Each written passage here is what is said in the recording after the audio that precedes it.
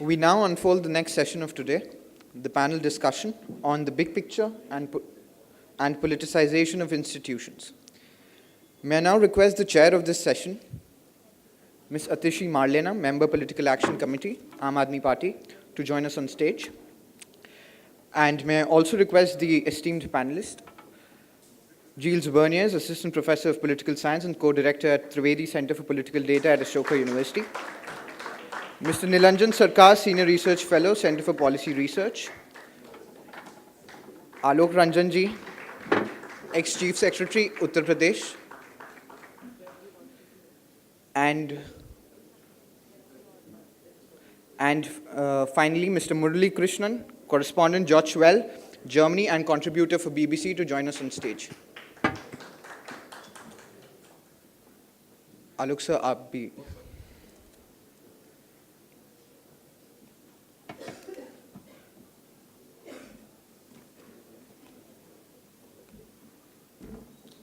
This will be a panel discussion and will include a question-answer session afterwards, including the 15-minute time that has been allotted to the panel.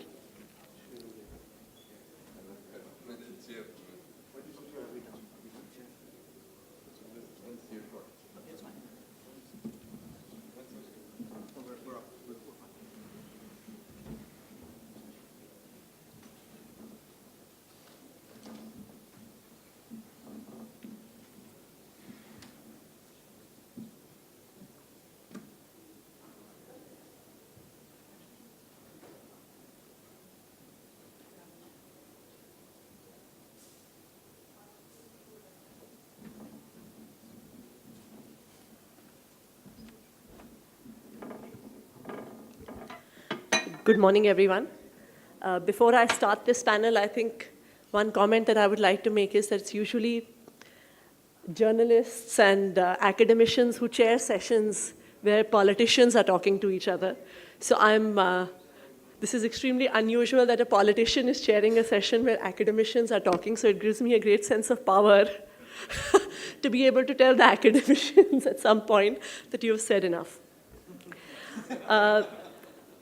The session today is on the big picture and politicization of institutions. While a lot has been said about democracy in the first session and why India votes, I think here when we are talking about politicization of institutions, we need to, apart from the larger perspective of democracy, where in a liberal democracy we are talking about checks and balances, where we are talking about elected representatives being kept in check by other institutions like the judiciary, free media, other institutions like the Election Commission, which are supposed to be unbiased.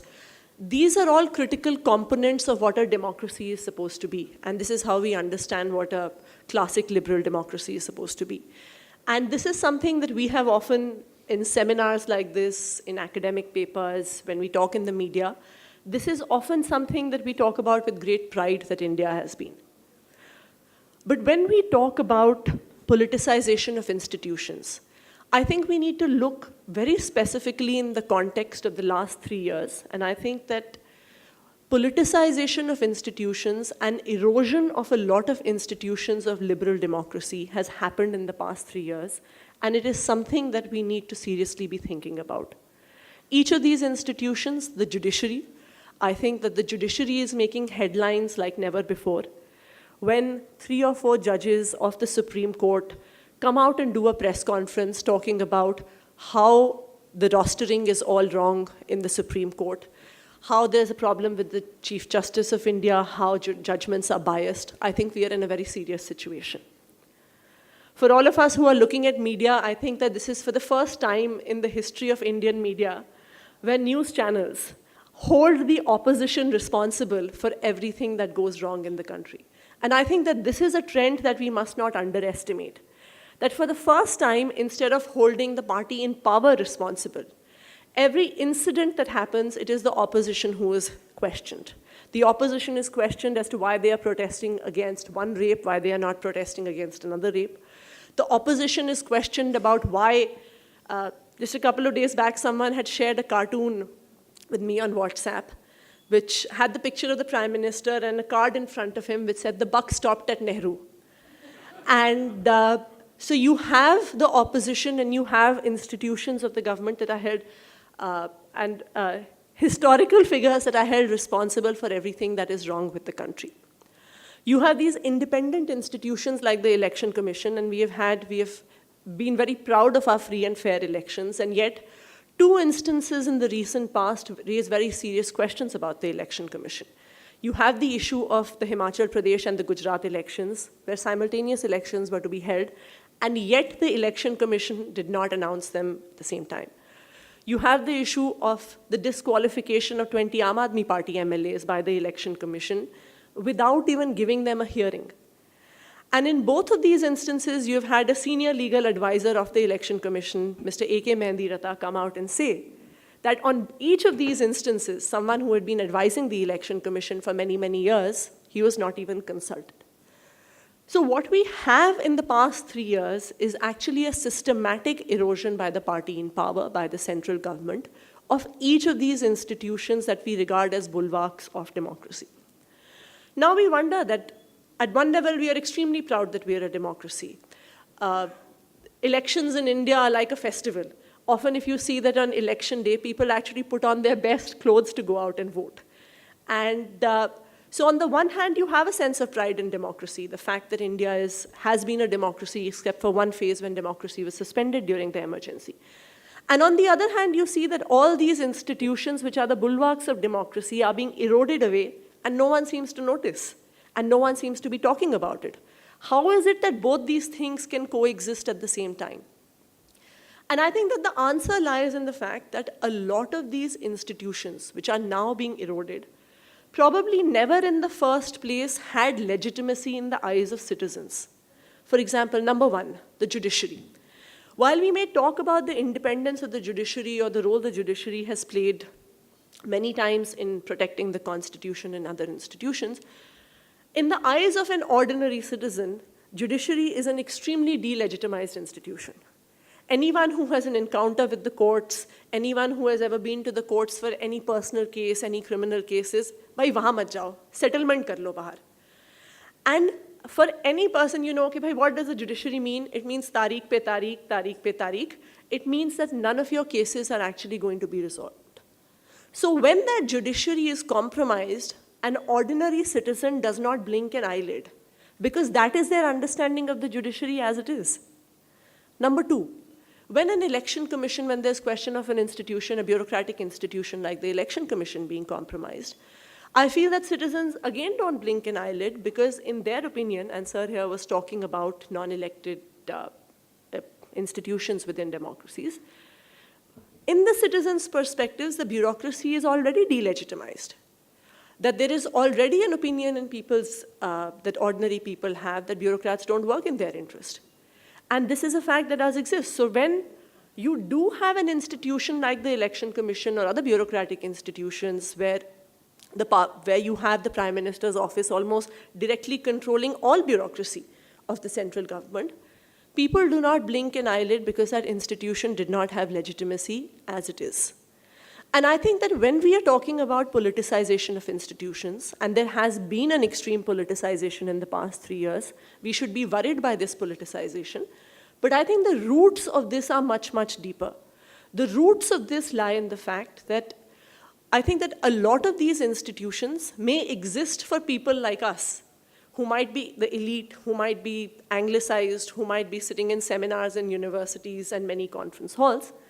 But I think that these institutions were probably far more superficial than we realized. Until these institutions actually deliver for ordinary citizens, until you have institutions where you ensure that justice is delivered to ordinary citizens, unless you have institutions where ordinary citizens can trust the police, unless you have institutions where actual service delivery happens to people, that their schools work, their hospitals work, their ration shops work, their public transport systems work. Till then, we will not be able to prevent this politicization and this erosion of independence of institutions. So I will close my opening remarks in complete agreement with what Dr. Mukulika Banerjee said, that finally, it is the voter whom we have to trust. It is the citizens whom we have to trust. And until these institutions of democracy engage with the actual citizen of this country, there is no protection for them. Thank you. So we are, as always, whenever we are conducting any of these sessions, we are short of time.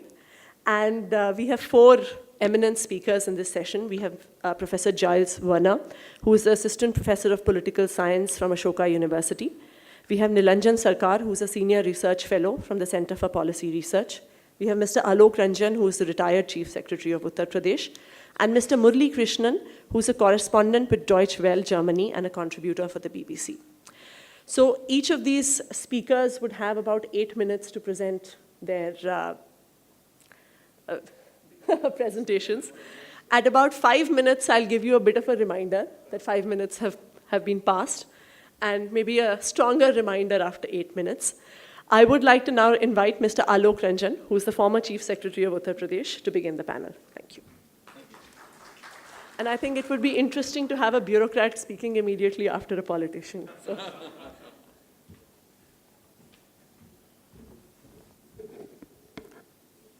Well, good morning, everybody. I'm really happy to be here attending this seminar on future of democracy. And as was pointed out, it's a little rare for a bureaucrat to come in, ex-bureaucrat to come and address this kind of a gathering. Well, I will start by saying that many years ago, I did read with a lot of interest, the book by Francis Fukuyama, The End of History.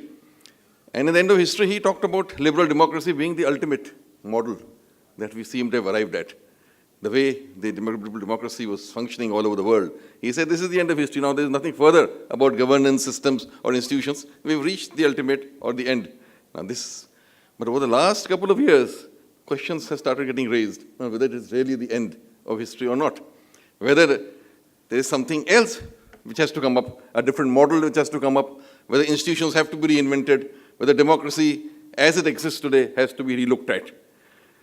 This is because certain trends are taking place all over the world. I do agree with my earlier speaker. The last 3 years have been rather instrumental in this, particularly in India, but I think all over the world there are certain trends which are a little disturbing to say so.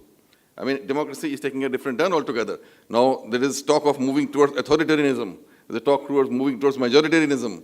Democracy is taking a slightly different kind of a shape all over the world. And this is impacting the institutions, because today the topic, this session is institutions.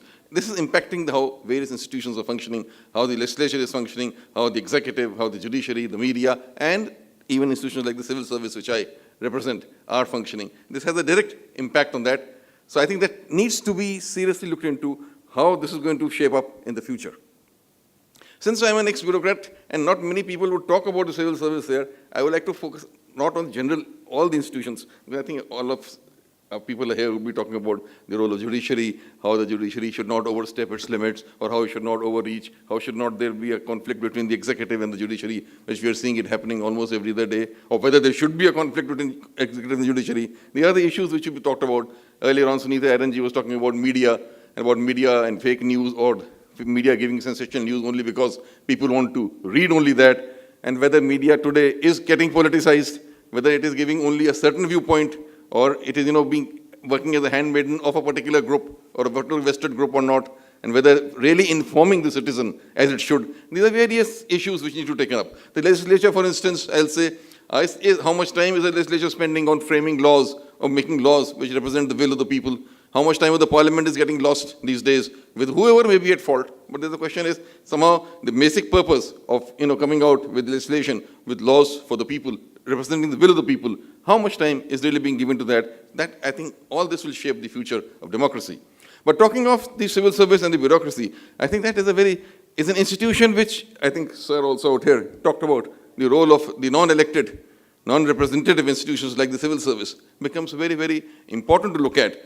And I, over my last 38 years in the service, I realized that over the years, there was an increasing trend of what we have just talked about, politicization of the institution of the civil service. That has definitely been visible to all and one to see. And that is not a healthy trend at all. I'll just give my personal examples on this case. Now, what happens is that I saw during my service that political parties have now started, or bureaucrats have started getting identified with political parties.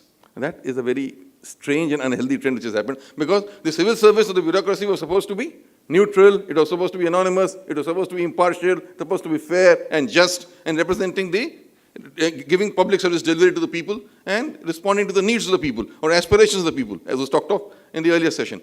But now, what is happening is you're linking certain bureaucrats or civil service to certain political parties. This is a trend which started some years ago and has really taken off in a big way, I've noticed. It's not today, almost 2 decades ago, I remember an incident where a certain young officer was there of the IS and the chief minister at that time saw his surname, and from that surname he could say, okay, he belongs to such and such caste, so he must be sympathetic to the particular party which represents that particular caste. So he would say, no, let us not give a very good posting to this man because he would be, sympathetic to the other political party. And I remember counseling him at that moment and saying that, no, sir, this would be absolutely wrong. Here is a young IAS officer who has qualified a union public service examination, has come here, who's brilliant, academically brilliant, intelligent, who wants to do something for the country. But the moment you put a tag on him like this and say that, no, I'm not giving you a good posting or because you belong to a particular caste or and that caste is linked to a particular political party, and so you may be sympathetic to that, you are branding him in that manner. And the moment you brand him in that manner, you color his entire thinking and his entire career. From that very moment, you color his entire thinking. He starts thinking that within. So, fortunately, the chief minister did listen to me at that time, and he said, no, okay, I'll go by what you say. And I was happy to see that person perform brilliantly. And the chief minister was very happy with his performance. But I went away to Delhi, Government of India, and several years I came back. And then I suddenly found that very same person whom I used to admire so much for his brilliance and all, had actually got, linked in a way to a particular political party on the basis of his caste. Now, and I asked him very frankly why this happened, and he said this was my question of survival. Because I realized that whether I do anything or not, I am getting linked. At that moment I saved him, but later on maybe these things happened the very way. So I realized that then I have to link myself with this group. They'll get a better postings or appointments when I'm with this political party, and otherwise this way. So that you are damaging a complete career and then damaging the very concept for which the bureaucracy or the civil service exists, because then it becomes a handmaiden of a particular political party, which it should not be. In Uttar Pradesh, it's a very common thing to happen. You see politicians, bureaucrats, if you ask people who know something about the civil service or members of the civil service, they will give you a list. These are bureaucrats, BSP bureaucrats, these are SP bureaucrats, these are BJP bureaucrats. They will tell you that. And this has started happening in a very big way. And the question is, they actually may not be. That's the whole thing I want to talk about, being a bureaucrat or civil servant.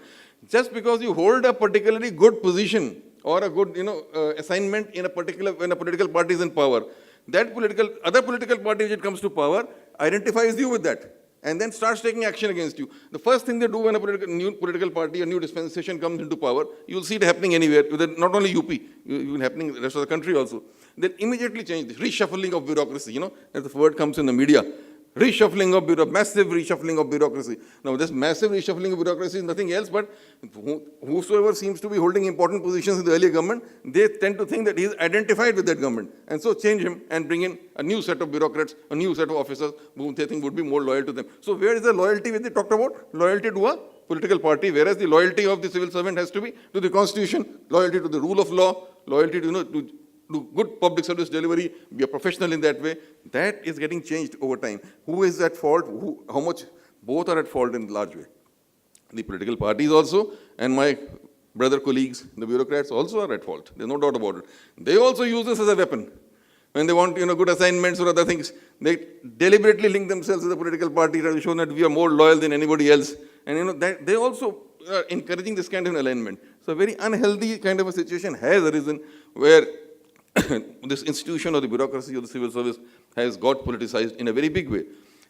One of my friends in not only UP, in Tamil Nadu, my colleagues once told me that there is absolutely set pattern. When DMK comes to power, these bureaucrats will come into important positions. When AIDMK comes to power, these bureaucrats will come into important positions. There's a wholesale change overnight like that. So this is questioning the very integrity of the institution, that I want to say, and questioning, when we talk of future of democracy, a very, very unhealthy trend. You carry this forward to the police and it becomes all the more dangerous. You hear everywhere these days this talk about law and order, crimes, FIRs not being registered, police not being responsive, so many things happening. I was the chief secretary of the state. I have been other important positions. I have seen that to control law and order or maintain is perhaps the easiest thing that you can do. But it's also the most difficult thing. Why? Because there's only one signal that you need to send down to the police force, and the signal is that you have to follow the rule of law. Anybody who is a criminal who comes, you have to take action against a criminal, irrespective of who the criminal may be, irrespective of his political alignment, which is what I'm trying to say.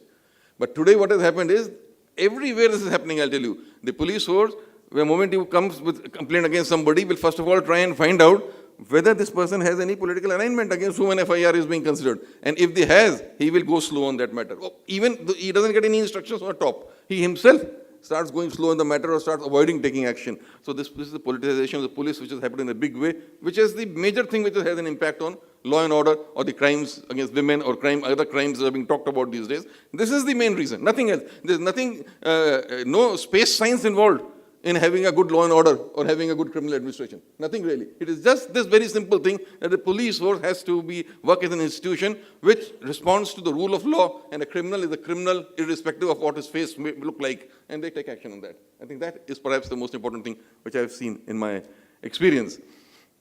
Then, I think there's not too much time, but just one or two quick things. The bureaucrat-political executive relationship is very important.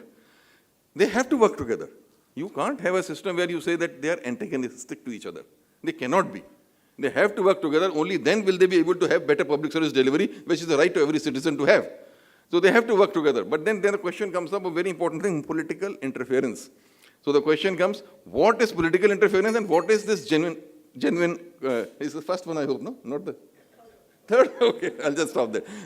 This political interference is what is really the impact of this political interference? So one is, the political person is elected person, he represents his voter, and therefore the bureaucracy must give him that kind of respect and importance. That is very important. You can't see everything that a politician says is, interference. At the same time, the job of the civil servant is to see that whatever is being said, whether it is as per the rule of law, it is correct or not correct, that he must point out, that he must raise this issue. That is his job. But at the same time, everything has to be kept in mind that even the bureaucrat should not become an obstacle in the realization of the will of the people. If something is the will of the people, he has to see how, come out with policies or even amendments to, acts or whatever it is, to see how that will of the people is realized, because that is a crucial thing that we are aiming at, that is the end that we are working towards. So that, I think, that's the point of political interference and the relationship between the bureaucrat and the political executive, where it becomes all the more important, because that's the slightly lighter vein. There was a young officer named Kader, very high-flying officer, who once said that, I keep on making policies after policies, this minister doesn't implement them.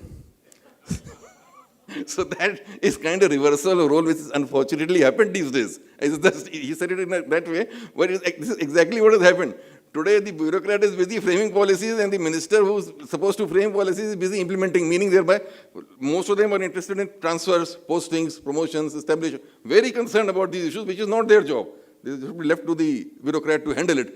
So that is what happened. I said that I keep on making policies, he said, but the minister doesn't implement them. What can I do? So that kind of situation should not happen. Now, I should end my whatever I have to say. What I simply wanted to say was that I spoke about this institution of civil service and bureaucracy. The ultimate aim of any institution of a democracy is to respond to the will of the people and what it can do to the ordinary citizen or the ordinary voter that we are talking of, how it can deliver. And the civil service in particular is responsible for delivering public service to the people. Really, public service delivery, that is important, that is the goal, and that is what it must focus on. And this politicization which is going on now is hampering this very thing. It's becoming an obstacle to this, and the future of democracy hinges on how we can rectify this or think about this. Thank you very much.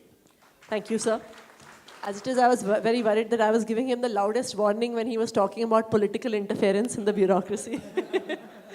I've been told that the two academicians on our panel will have 15 minutes each. So we'll start with Gilles Verniers. I'm sorry if I'm mispronouncing your name. No. Gilles. I will give you one warning at 10 minutes and then another at 15. Thank you. Thank you. Thank you very much. And many thanks to Abhishek ji, RP Singh, for their very kind invitation. So the brief I was given was to speak about perspective, political perspective for UP in the light of recent transformations.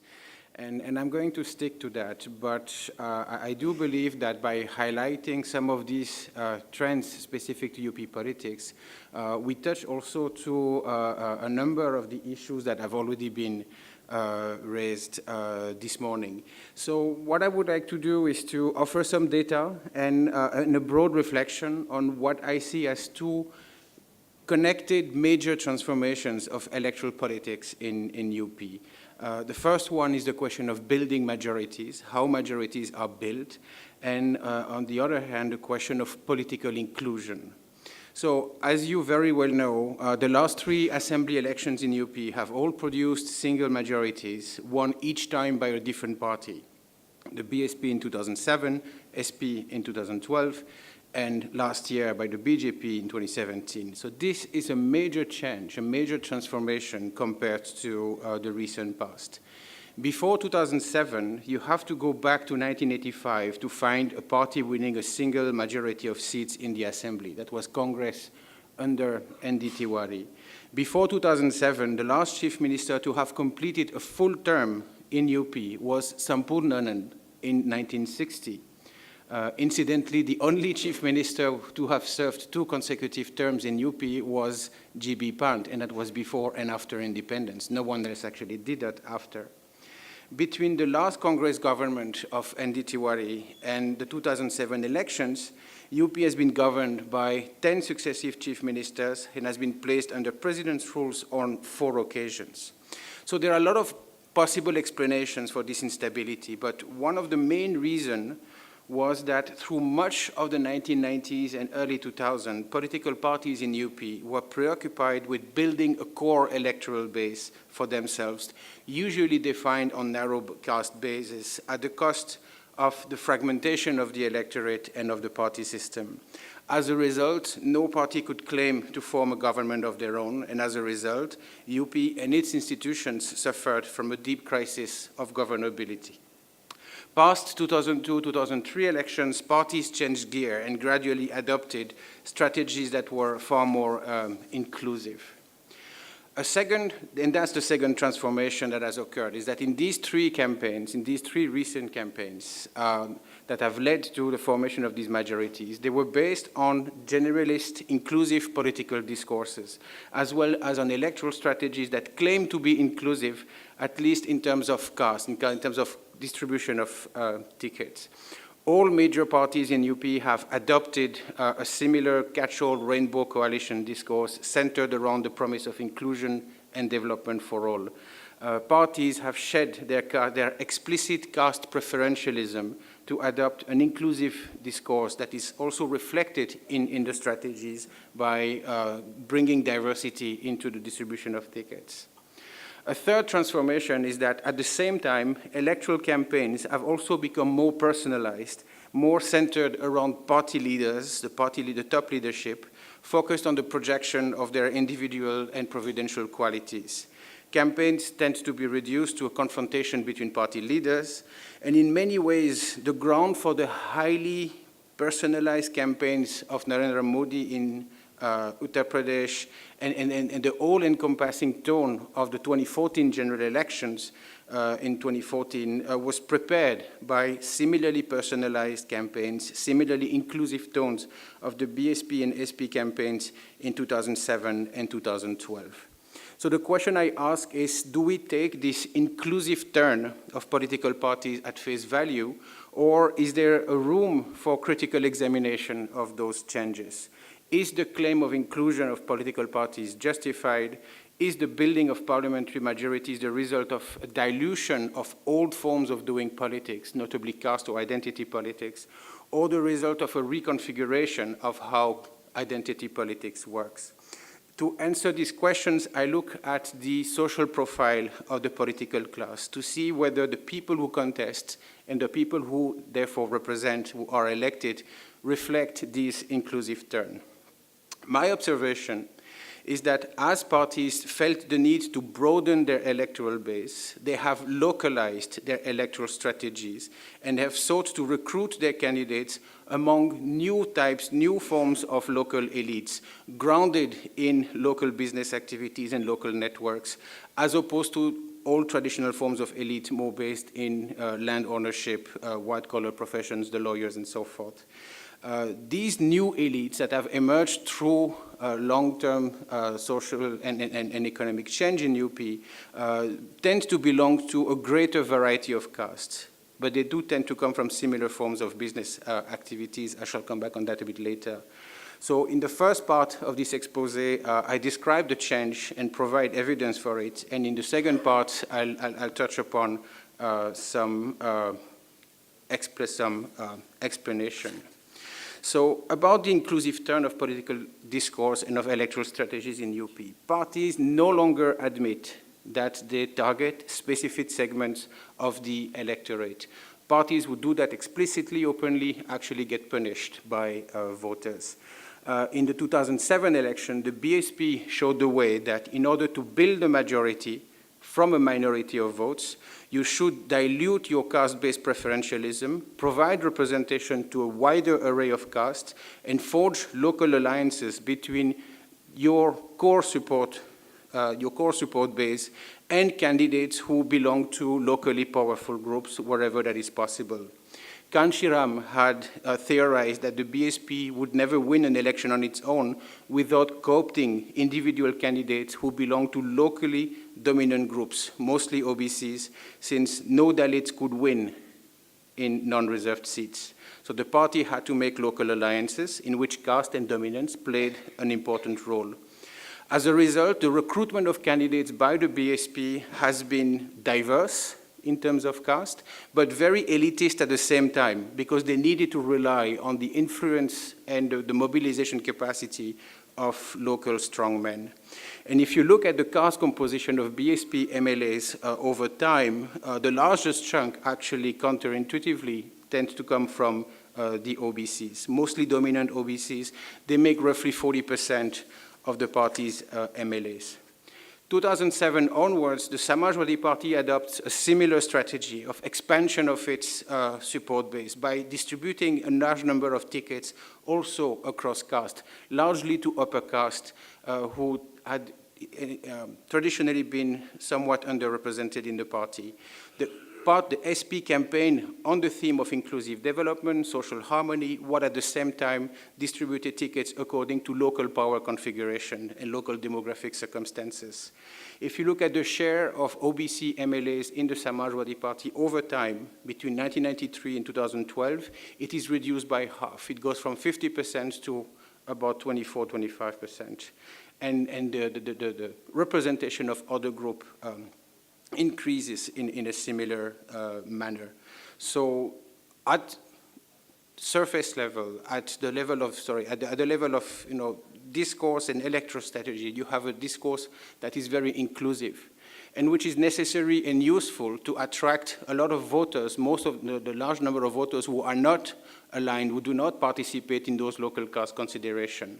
But that in itself is insufficient to rally sufficient voters. The party have also to rely on those local caste configurations and therefore have to rely on the cooptation of local elites.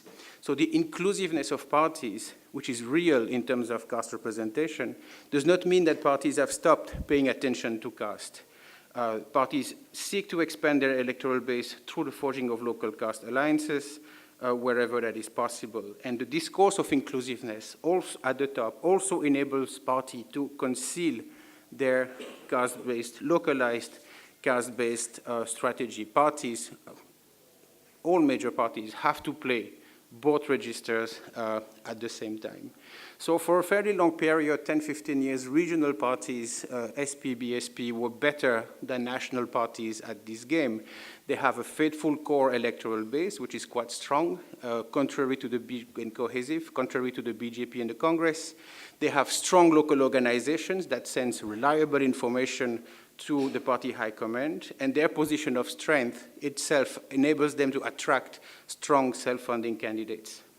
So in short, caste politics or identity politics becomes more localized, therefore less visible, and ends up into the recruitment of individuals who tend to belong to local elite group. And so the inclusiveness, the diversity that you have in the assembly is a byproduct of the localization of caste-based strategies, and not so much the result of a conversion to the virtue of diversity. It is not an ideological question, and I do not deny that political leaders are attached to the idea of inclusion, but in practice, this is how majorities are partly formed, through the adaptation of strategy to local circumstances. So in the context of India, the representative character of assemblies is measured through caste diversity. The more diverse an assembly is in terms of caste, the more democratic it is. But because we tend to focus on one variable alone, we tend at the same time to leave aside other important variables that also inform us about the kind of representation that we have. On the one hand, you have this process of heterogeneization of political representation through caste, but at the same time, you have what I call a process of homogenization of the same political class on the basis of class background measured by occupation. Traditionally, UP politicians declared agriculture or law as their profession, in addition to the usual categories of political and social workers. Over the past 20 years, the share of candidates and MLAs who declare some form of business as their occupation has risen sharply, while those who declare agriculture or some liberal profession as like law have sharply decreased. According to Assembly Who's Who, lawyers were traditionally the second most represented occupation in the Assembly, making up to 20% of the legislators on average. Now they're down to 3%.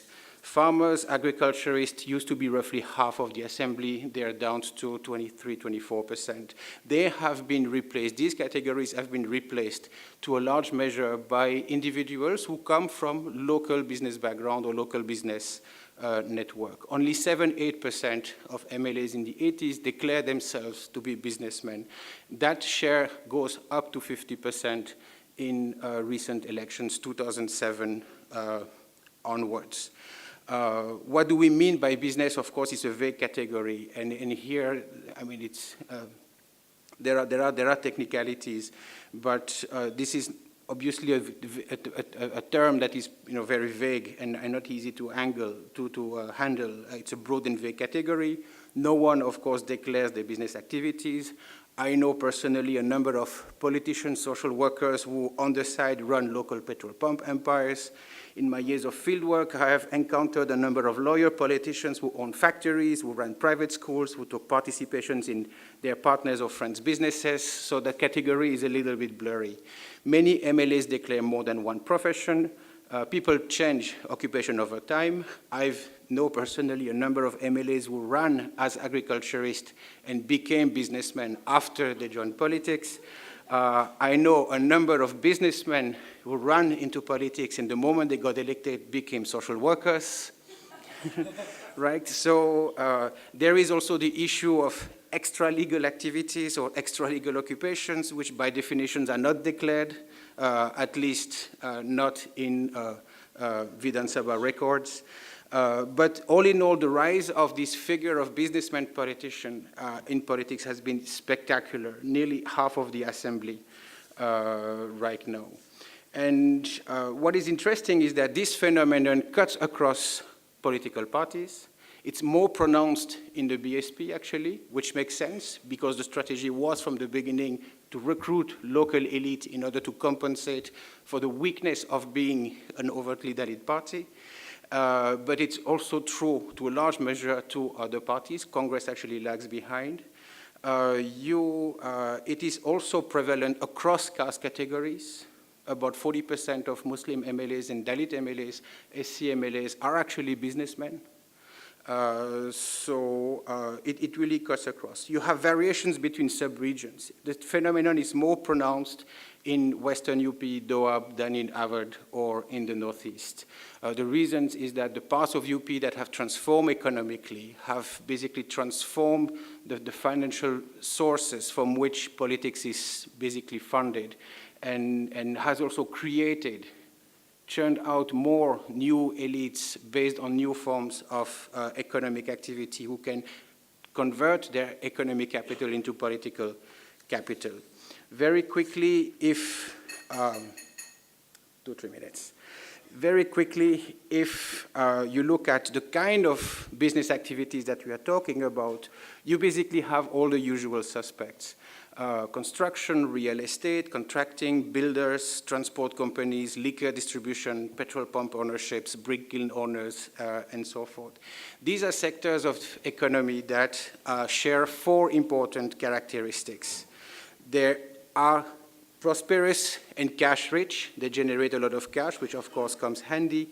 They're close to the state. They're very dependent from licenses, particularly for those who operate at the level of district. They constitute what you could call the backbone of the political economy of a constituency. A lot of other activities depend from those who can provide sand, provide brick, provide water, provide electricity, fiber cable, and so forth. And finally, these are also the sector of economic activity that tends to be the most criminalized. It's difficult, it's very hard to grow in those domains, in those sectors, without political protection or without resorting to criminal means and resources. And so the combination of all those features creates a system of incentives in which businessmen actually have interest to invest in politics, to seek state protection, access to resources, political networks, enhance their own social status, and so forth. And so politics represent a powerful avenue to expand business interests. And the result of that is that it has contributed to another phenomenon which, with enhanced competitiveness of election, the cost of entry becomes higher and higher.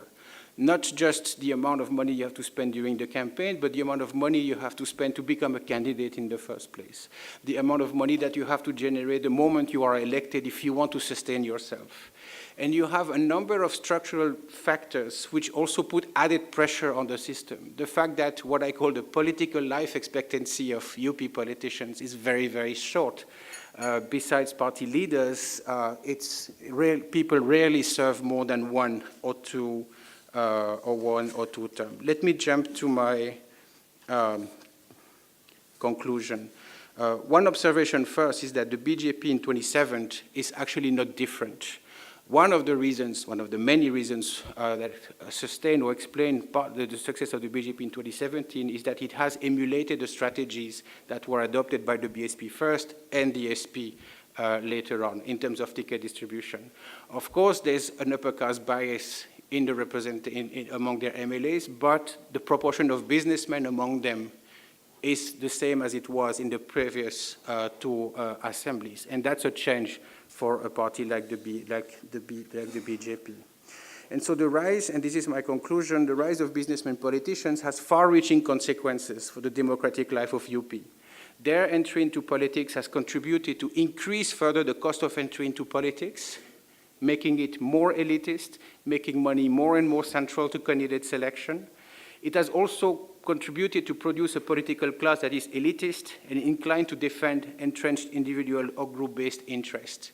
And it creates what I call a disjuncture between the interests and ambitions of political parties in government, who I do not doubt are cultivate the ambition of transforming, bringing change, create a more equal society, but have to deal with a political base that actually is partly working against those interests because they are themselves grounded into all sorts of particular interests. It is not very different than the old configuration of the Congress system, where you had a progressive head and a conservative base. The difference now is that this conservative base is far more diverse, far more in terms of caste, far more competitive, but does not operate very differently. And the challenge that parties face now is how to reconcile their ambitions and desire of inclusion with electoral strategies and political practice on the grounds that do not contradict those ambitions. Historically, in India, majorities have been built through the division of the electorate and not by building large social coalitions. You must divide in order to build majorities, particularly in an FPTP system. And the main challenge for us is to find a way out. Thank you very much.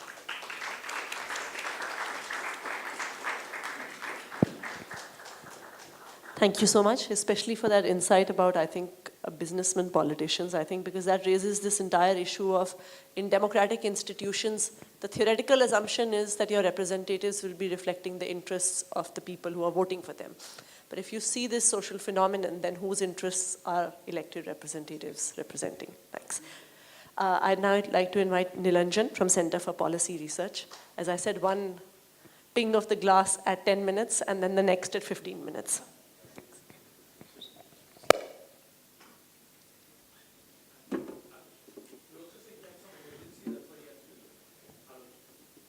Yeah, Alok ji, the former Chief Secretary, will not be able to take questions from this audience because he had to, I think, rush for a meeting.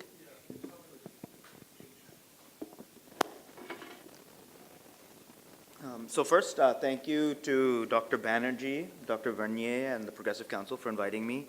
What I'm doing here is a bit subversive because I think all of us were just supposed to speak, but a lot of the academics who are also here said, you need to show some of the things that you will be talking about. And what I'm going to try to do for you today is not any single argument or any single project. I'm actually putting together two very different projects that I've been working on while I've been at CPR. One is a set of just sort of looking at electoral data to understand electoral trends in India. And the second is a set of qualitative studies that I've undertaken in essentially every state election since 2015. So I've been personally for more than 2-3 weeks to Bihar, Assam, West Bengal, Punjab, UP, Gujarat, and each of them have yielded newspaper articles, working papers. And I'm going to try to sort of put these two types of data, right, quantitative data and qualitative data, to try to understand something about farmer politics, caste, sort of where we stand electorally. And I'm going to actually start with 2014 because that's really, when things start at the national level. And then look at two states. I'll look at UP, which is obviously very near and dear to everyone's hearts here, and look at Gujarat. And the reason why those are two very interesting states is because UP is a state in which the BJP performed very well. It performed as well as it had in 2014, almost. And Gujarat is a state in which it performed remarkably poorly compared to how it had in the past. And what can these states sort of tell us about the state of play, about caste and agricultural politics? So I'm just going to yell slide, and it's going to be rapid fire because there are a number of things to get through. And I have a serious timekeeper here. So slide. Yeah. Okay. So first thing I'm going to talk about, and Dr. Banerjee talked about this, we have a party that's ruling at the center that only got 31% of the vote, right? And it won 282 seats.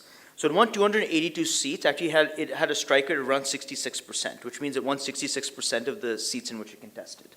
So what I've done here is I have drawn in saffron the constituencies that the BJP won, and in light blue where it contested and lost, and gray where it didn't contest. What you notice is that 6 states contain 70% of the seats: Bihar, Gujarat, MP, Maharashtra, Rajasthan, and UP. That's that left graph. And there are these 5 states: Andhra Pradesh, Kerala, Orissa, Tamil Nadu, and West Bengal, where the BJP is almost completely wiped out. And this is 2014 data, right? And we're going to try to understand what is going on in these states and how can that help us in thinking about state elections. Slide. So the first place to look, and partially because we talked a lot about now Prime Minister Modi's ability to motivate voters to come to the polls, is to what extent did turnout and changing turnout in the election affect the electoral fortunes of the BJP and other parties. So when we look at places where the turnout changed between 2009 and 2014, and what I mean by turnout change is imagine a world in which we have 50% of the voters turning out in 2009, and you have 53% turning out in 2014, that's a 3% increase in turnout, right?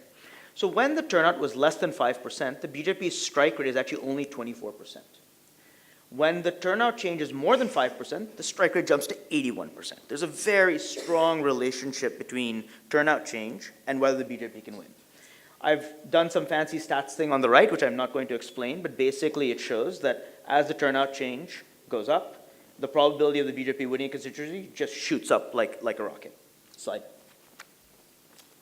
So to try to sort of disentangle a little bit about, voter turnout and where it's coming, I thought about a party as being competitive as one of the two top parties in a constituency, right? Because it's usually that all votes are going to two parties.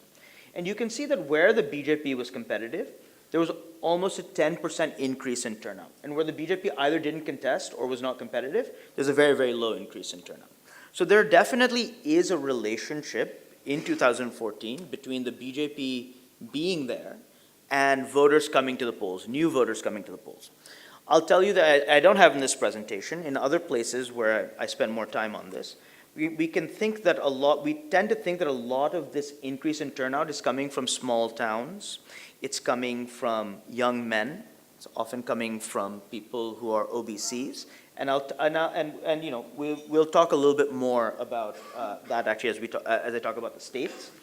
But it's important to notice that there's a very, very strong relationship between the BJP's victory and turnout. And where the BJP was competitive, it was really bringing new people to the polls. Slide. So what I've done here is I've just simply drawn a heat map on the left of turnout changes. And on the right, I've put together the map that I had given you in the first slide. And you see that they're almost mirroring each other, right? You see that where the graph on the left is red, where turnout increases are very, very big, that's where the BJP is winning, right? It's almost a one-to-one relationship. Incidentally, the one exception here is Orissa. Orissa is a state where we saw a lot of increase in voter turnout, but the BJP held on to 19 out of 20 seats there. But otherwise, you see a very, very strong relationship. Slide. Okay, so what's the big point here? I want to sort of think back to those 6 states I identified in the beginning where the BJP holds 70% of all of the seats it won in this election came just from those 6 states. And those other 5 states where they didn't get very much. So those 6 states I named are Bihar, UP, Maharashtra, Madhya Pradesh, Rajasthan, Gujarat. These are the 15 largest states in India. Those are the 6 lowest turnout states in India. And those are the 6 states in which the turnout increased by more than 10 percentage points between 2009 and 2014. And you can see it on the graph here, right, very clearly. The 5 states I named in which the BJP did quite poorly were West Bengal, Andhra Pradesh, Kerala, Orissa, Tamil Nadu. You see that they're 5 of the first 6. They're the highest turnout states in India. There's not much of a turnout increase in these states. And because most of us know India very well, we also understand what's so different about these states. One set of states have had very, very strong vernacular movements. They are states that already have higher turnouts. They are states with strong regional parties. So what this tells me, and it's open to interpretation, is that the BJP in 2014 was very good at bringing people who didn't feel like they were connected to the political system, who were not turning out to vote, to show up to the polls. And that created sort of disproportionate impacts in these 6 states, in these big states in the Hindi belt. In states where vernacular politics is very strong, where voters have already started coming to the polls because they're already sort of mobilized through existing regional networks, the BJP didn't do so well. It wasn't really convincing people away from regional or vernacular parties. It was doing well where it was able to bring new people to the polls. Okay, slide. So what I'm going to do now is I'm going to start taking the sort of intuitions that we sort of learned in 2014 and try to understand something about what happened in UP and Gujarat. So in UP, I didn't want to put up a first slide, which is, overall strike rates. I figure everyone here knows it. But the BJP alone won 312 seats out of 403 in 2017. What I've done is I've simply broken down the assembly-wise constituencies over the 7 phases of this last election. And this is a graph that those of us who follow UP politics know very well. Phase 6 and Phase 7 are the only 2 places where the BJP takes a big hit. For those of you, because we have a lot of people, where was Phase 6 and where was Phase 7? Phase 7 is Varanasi. Where's Phase 6? Gorakhpur. So Phase 6 is where the chief minister is from, and Phase 7 is where Modi did a roadshow. So it's sort of an interesting, it's not the way that the media narrative spun it, but actually the places where the BJP is taking the heaviest losses, even in 2017, is in eastern UP, and we've since seen some polls to suggest that that's a trend that has continued. So go on, next slide. Okay, So this is the first time when we start seeing exactly the same sort of relationship that we were seeing in 2014 materializing in UP. One of the things that BJP has been very good at is picking up independent votes, small parties, those votes that were just sort of wasted votes, so to speak. They are now falling, that is sort of being picked up by the BJP. So when we take the aggregate vote share of major parties, and major parties here are Congress, BSP, SP, and BJP, you can see that until 2012, it's hovering around 80%. In 2017, it jumps to 92%, right? So basically, all of these small parties and independent parties are being rendered irrelevant, and they're being brought into the BJP. It's a very similar phenomenon to what we're seeing with turnout in 2014. Slide. Okay. So before I explain what this is, because I think it'll be fairly obvious to people who study UP politics, I want to read something from my field notes. And as I said, I've been writing in newspapers and working papers. And the rule in all of this work is I can only talk to voters. I talk to netas and party workers only non-electoral times, but this is only talking to voters. And these notes are always written before anything is announced. It's sort of a mechanism to commit to being truthful in my notes. So here's just a very, very small, couple of paragraphs from what I wrote about BJP. So I've been talking about a man from the Rajbhar community. The Rajbhar man looks up again from the bicycle he's working on and says, "We need someone like Narendra Modi, who is with all castes." This language is not unique to the region. In Farrukhabad, next to a bridge over the Ganges, we meet a small shop owner from the OBC Lodh caste who complains, "Hamari ginti nahi hoti," we're never counted, bemoaning the fact that his community is not explicitly counted in the caste religion arithmetic of SP and BSP. Like the Rajbhar family, the shopkeeper's hopes ride on the BJP. The popular view of the BJP from the ground is of a party that does not see caste, and certainly does not work for a single caste like the Jatavs or the Yadavs. This is an extraordinary reversal from the politics of the 1990s in UP. The electoral rise of the BSP and SP was built upon a narrative of upper caste domination of the bureaucracy and parties like the BJP, against which subjugated groups like the Dalits, OBCs, and Muslims had to forcefully assert their power. Today, many of these same backward classes seem more willing to ally with upper castes than with Yadavs.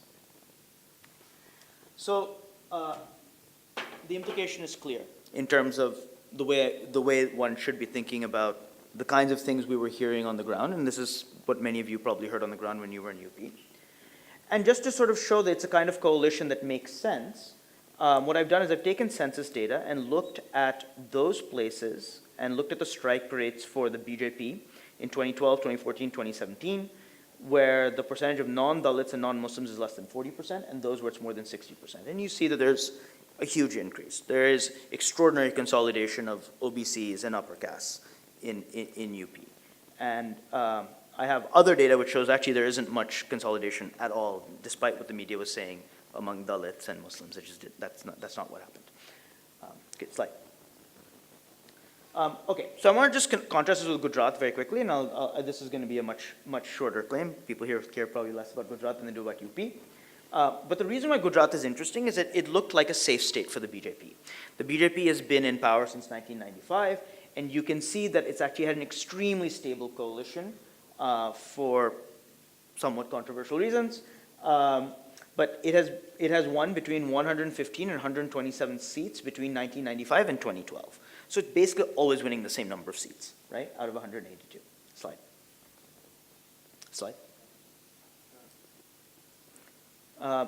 So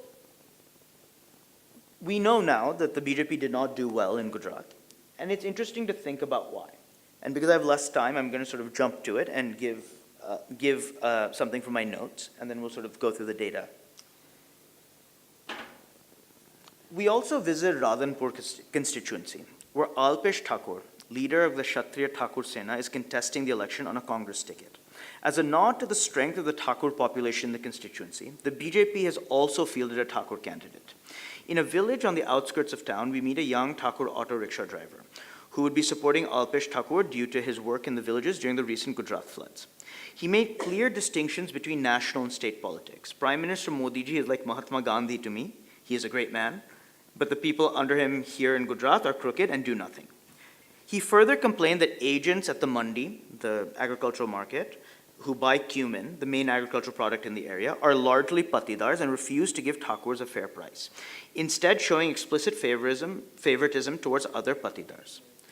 But when pushed on what he thought of Hardik Patel, who is a patidar, the young auto rickshaw driver responded, naturally he's doing work for his samaj, but he's a good man and he is with Alpesh. My issue with the patidars is different. While there's often friction between Thakurs and patidars on the ground, this conversation demonstrates that at least for some portion of the population, the sort of language being employed by young caste leaders has the capacity to stitch through disparate caste communities. Here, the various leaders are using caste identity and caste networks as a tool of mobilization for more general demands rather than as a tool for caste patronage. This is something that we saw very, very noticeably during Gujarat. The reality is that the Dalit community, the Thakur community, and the Patidar community don't like each other very much on the ground. But Hardik Patel, Alpesh Thakur, and Jignesh Mevani were actually lockstep on message. It took some time. They actually all came up as caste leaders. It would be incorrect to say that they are just members of a caste group and don't use caste at all. They all came up explicitly as caste leaders. But they changed their language about 4, 5, 6 months before the election and started talking about jobs, started talking about farmers. And it's a way of using caste for mobilization, but not letting it get to the point where it is associated with patronage. And it's something the BJP had a very, very difficult time countering. Slide. I won't talk about the other stuff. So anyway, so we see that the BJP did much worse, the Congress did much better. Slide. Slide. Okay, so I just want to end with these maps and then sort of give a small conclusion. So 2012, this is what things look like. Again, saffron means the BJP won. This is data, by the way, by Dr. Verniers. This is from TCPD. 2017, slide.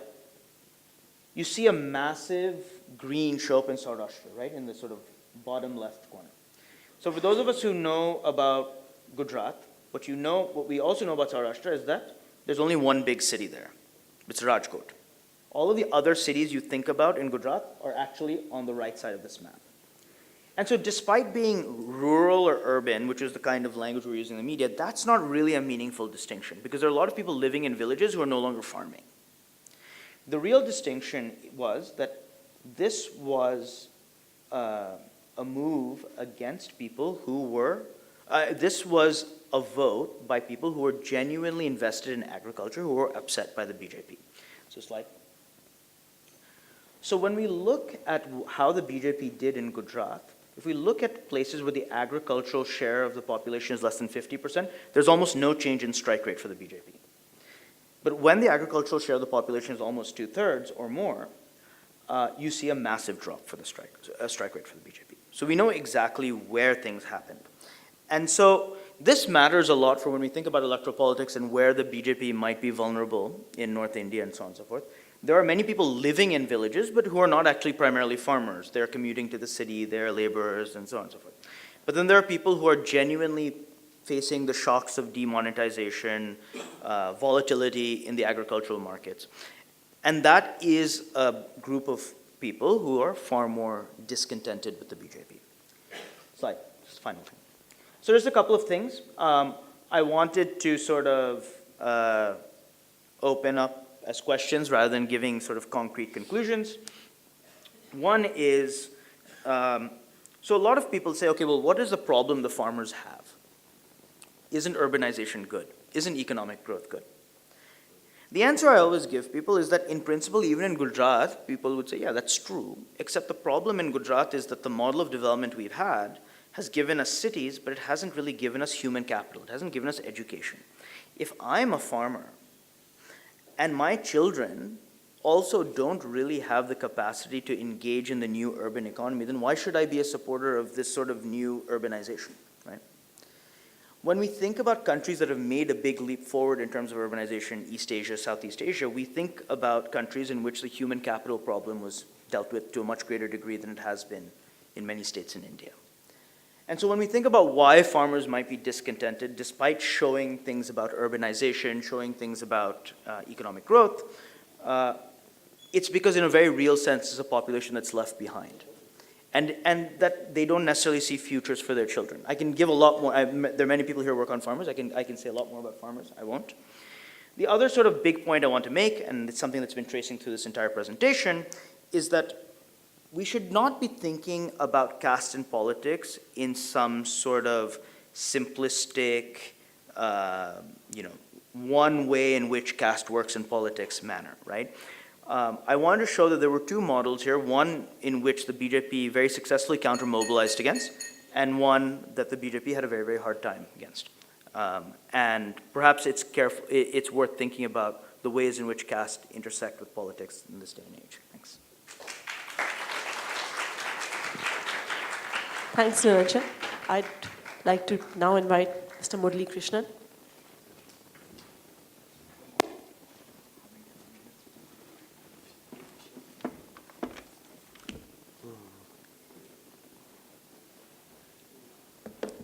Thank you, everyone. There are a lot of things which one can talk about, in terms of the politicization of institutions in this country.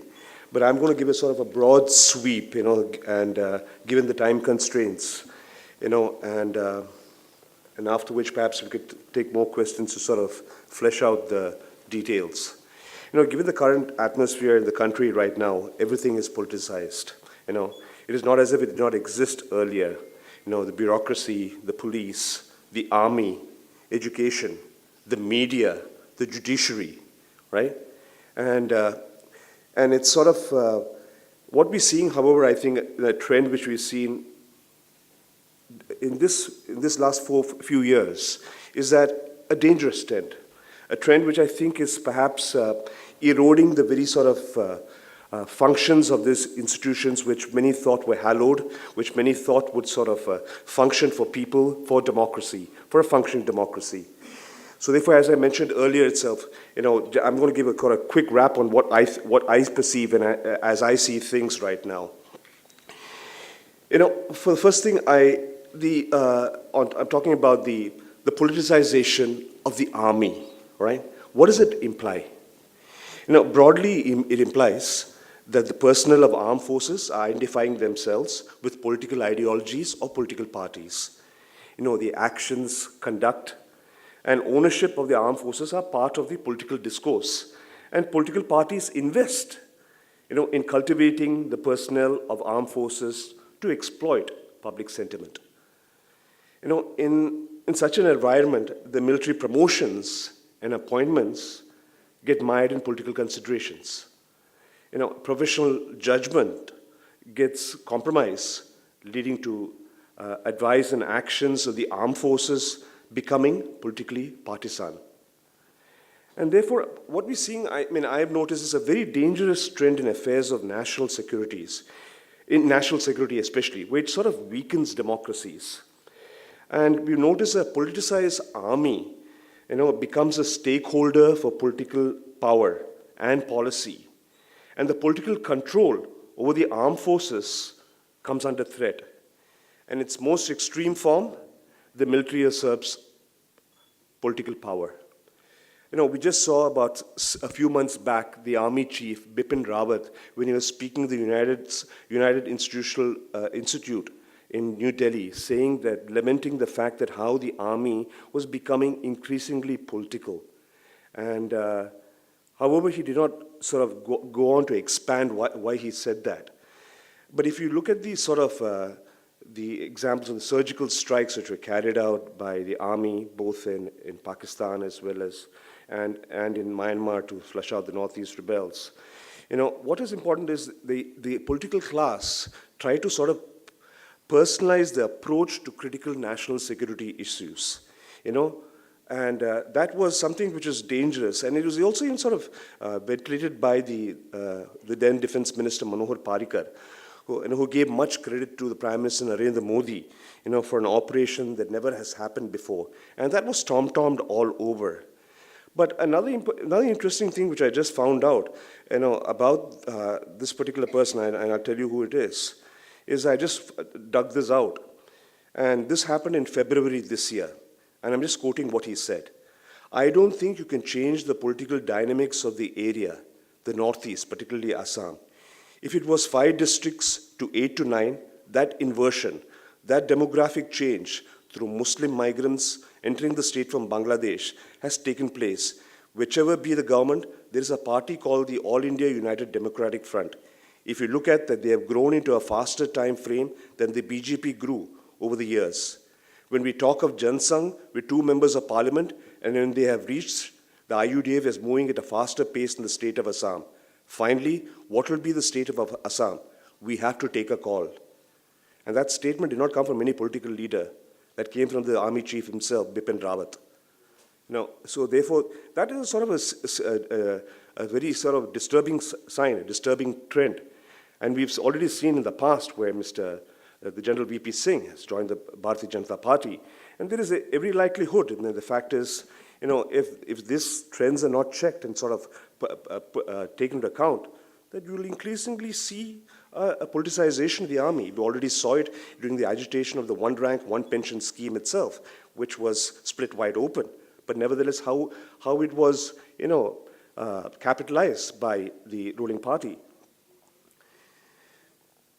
The bureaucracy, that itself would be a sort of a separate subject matter, a different session completely. But we've known, for example, experiences has shown that the weaknesses and adequacies of the police, for example, that has been largely responsible or starting or escalating criminal violence. And the root cause of that is the politicization and communalization of the police in various states. There have been several judicial commissions of inquiry on major communal riots, and that have strongly brought out this point. The judiciary, which Atishi just talked about, the open revolt, we always knew that something was always rotten in the state of the judiciary. But the higher judiciary, they were always sort of back whispers. But now it's an open rebellion right now. Never have we seen the 4 most senior judges out there stage an open revolt out there, naming not naming him openly, but saying that things were not obvious, but rotten in the state of the Supreme Court. And even right now, the fires have not been quelled. It is good that the judiciary initially resisted the appointment of the National Judicial Appointment Authority, but that has not gone anywhere at all. Which government does not want their favorite people in positions of power? Every government wants that, right? So they can do it to their bidding. We've seen it in the police investigative agencies, we've seen it in the NIA, we've seen it in the CBI, all right? So therefore, and we've also seen it in, for example, when we talk about the politicization of education. We saw what happened in Jawaharlal Nehru University a couple of years back. We saw what happened in Banaras in the university also. You have pliant administrators out there which try to play one student group against the other, and more importantly, which is sort of stoked by the political class. And that is something which is very disturbing. It is also a sort of a very thing which could possibly escalate if it is not sort of checked. And largely given the fact, she told me that I was basically trying to make some quick salient points out here, is the role of the media, right? The media, I'm not trying to tar everyone with a brush out here. There are exceptions. But then the media right now is partisan. It's politicized. And obviously, in many cases, irresponsible. Here I'm talking about a clutch of media channels out here, a few newspapers, even vernacular out here, who think that they can sort of sway public opinion. And what we've noticed is they're taking biased positions, and which is obviously must be treated as an abuse of power. But that is not the case. And largely we can always, and that is largely because of the fact of the corporatization of the media. Ownership patterns have changed. And where the corporatization of media is in allegiance or working co-toe with the political class. So instead of being chroniclers and as well as observing what's happening in the political arena, we see the media being active participants. The sine qua non of a free, independent, robust press is to question authority, call truth to question and doubt. But these are things which are not happening at all. Right, and that is something which is disturbing, and obviously we know that it is, and this particular phenomenon has increased in the last few years, especially under this particular political regime. And So therefore, there is a sort of a, these drift in many of these institutions. And I said, we are living in abnormal times. But then, like I said, maybe this abnormal is the new normal now, but that is a very disturbing new normal, and that has to change. Thank you, Murali. What we'll do now for the question and answers is that we'll take maybe 3 questions, but we'll take them all in one go, and then whoever the panelists they're addressed to can answer them. Yes. Yeah.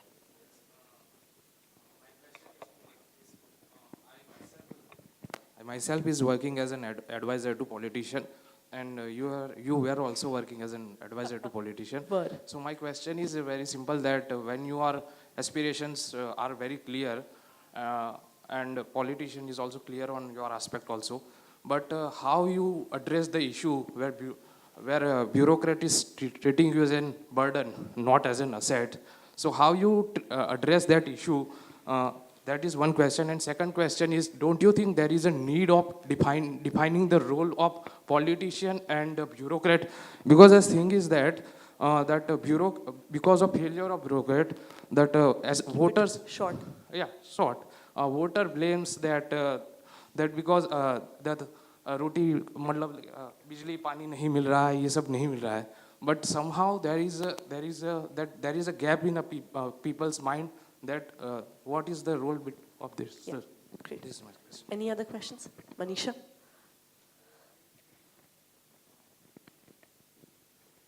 Truly fascinating, but the question is to Neela. A lot of the large data that you put in there, at best it's giving me an idea of what a hypothesis could be like. Much of the ethnographies, as also the pairing when you do, are telling me that you're looking still at the structural conditions, agriculture, sectoral, rural, place of residence. However, much of what may be happening is far more dynamic on the ground. For example, the failures of development policies or the lack of reach. Everybody says bad education.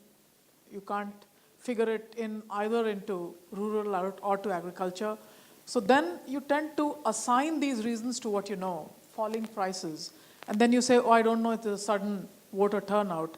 However, if you combine this with some medium range variables, because what you've done is got the large turnout, and then you've gone to the unit level. If you have medium level variables called assembly level or regional, what people talk of in a particular region, then you may actually be coming into what I could say are the scoping conditions in which change is happening. And that's extremely critical, because much of the change that's happening is within, as he says, localized scoping conditions. I think the big thing that parties like BJP and before that DSP have been able to do is to signal and scale up the local into something that becomes a state-like thing. And whereas then you may not see a wave, but you may see an outcome that looks like a wave. So do you have some idea of what those intermediate variables may be like? Any more questions? We'll take one more question. Yeah. Sir, my question is to you. I cannot pronounce your name, sir, but Gilles. So the thing is that, sir, in your speech and in your whole research, sir, you gave us the impact of business and politics. But the number of suggestions from your side regarding how we can lessen it down was not there. I was not able to hear any suggestions from your side. So plus just I want some suggestions, because you are a researcher, so you must have researched it out also. Some suggestions as to how we can gap it up and how the business-political relationship can be stopped right now. So please. So we could start from Neelanjan, and since we are running over time quite a lot, and since I have a flight to catch as well, which I'm very on the verge of missing now, maybe 1 minute each to each of the panelists, and I'll give a closing along with answering the question that was addressed to me. To Manisha's question, so it is speculative, right? There are a lot of conversations I didn't report today because it's a very short presentation. The two things that I cut, one is places where Hindu-Muslim polarization has obtained and places where it hasn't. So one of the very interesting things, the BJP and the UP, the BJP and UP actually does best when there is a moderate amount of Muslims. When there are too few Muslims, its strike rate is actually lower than when there's a moderate number of Muslims. And when the number is too high, then so there is some underlying regional demographic characteristic, because that is where counter-mobilization against Muslim population is more successful.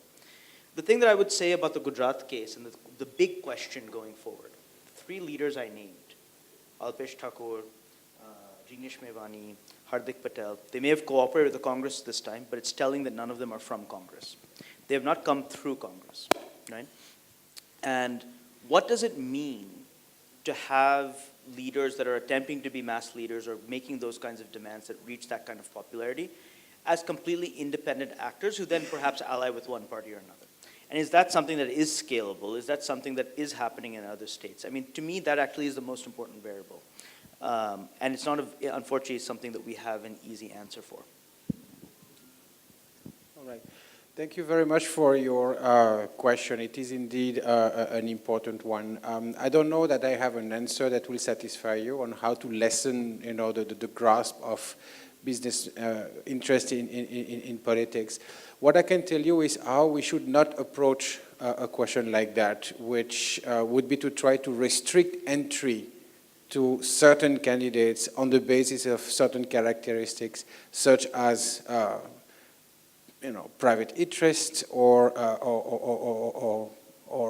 criminal charges, because there is no way that you can do that without infringing some basic democratic norms or even some basic, justice norms, such as, presumption of innocence and so forth. It's the wrong end of the issue to focus on the individuals themselves, but it's more important, I think, to look at the conditions and the incentives, the context that pushes such individuals to get into politics.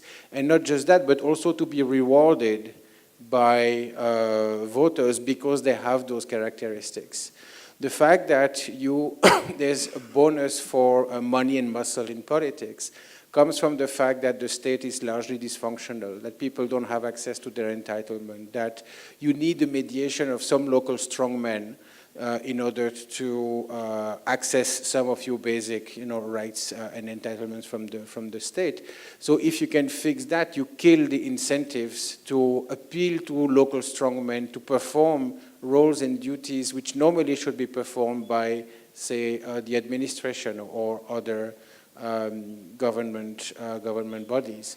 So you need to look at the context and the incentive, the system of incentives, rather than cast the blame on the individuals. Parties actually are right to fill those individuals. They win elections. Voters are right to vote for these candidates. They actually get the job done. And if they don't, they get kicked out, right? And they have every right to contest in elections because there are citizens like you and, well, not me exactly, but anyone else literally in this room. And so look at the context.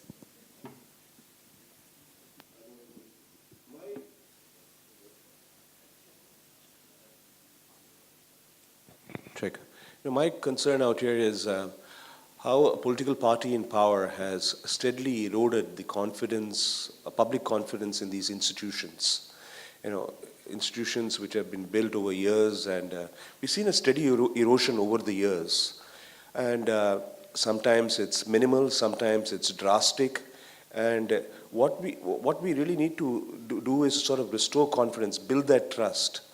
And more importantly is that we find very few individuals who are willing to stand up and be counted, who head these institutions. We've had a few in the recent past. James Michael Lingdo from Central Election, Chief Election Commissioner, T.N. Session also in the past for whatever is, despite all his little inconsistencies and imperfections. But the others we notice is that we've noticed a sort of a disturbing silence, and more importantly, there is a quiet which is not so good, and that's why I think that seminars like this and sessions like this should throw up suggestions how to sort of build and sort of stand up and, against the political class.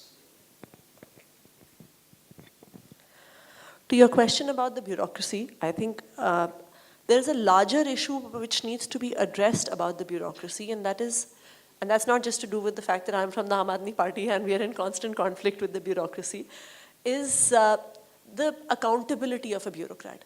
I think any politician, however corrupt, at least has to interact with the public, because every 5 years they have to go back to their voters and say, vote me back to power. And so therefore, they have accountability to the people, and that is the very essence of democracy. If you were to look at bureaucracy, who hold a very important role in between the promise of the politician to the actual delivery of the policy to the people, by nature, and this is not about one bureaucrat or another bureaucrat, by its very nature, there is no accountability in the bureaucracy.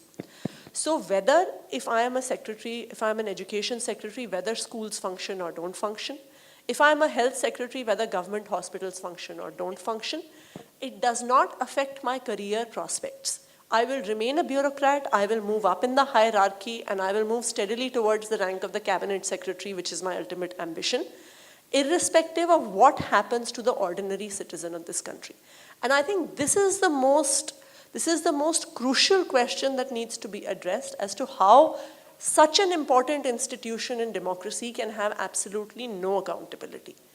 And I think when we look at institutions as a whole, and to sum up the entire session, I think be it the judiciary, be it the question of the media, be it the election commission, I think the question that we need to be answering is that these institutions don't exist in a vacuum. These institutions have to exist in the interests of people. These institutions, if it's the judiciary, we have to ensure that the judiciary actually resolves cases in a fast enough time to be an effective dispute or conflict resolution mechanism. The election commission has to exist in a manner that actually free and fair elections are had without the interference of politicians. So, in the last resort, the lodestone for the success of each of these institutions is whether it exists in public interest or not. And that is the question that we all need to ask. Thank you. I'd like to express heartfelt gratitude to our panelists for this session and request the panelists to stay on the stage for a moment. I'd like to request Nasir Salimji, Member Progressive Council, to hand over the mementos to our panelists.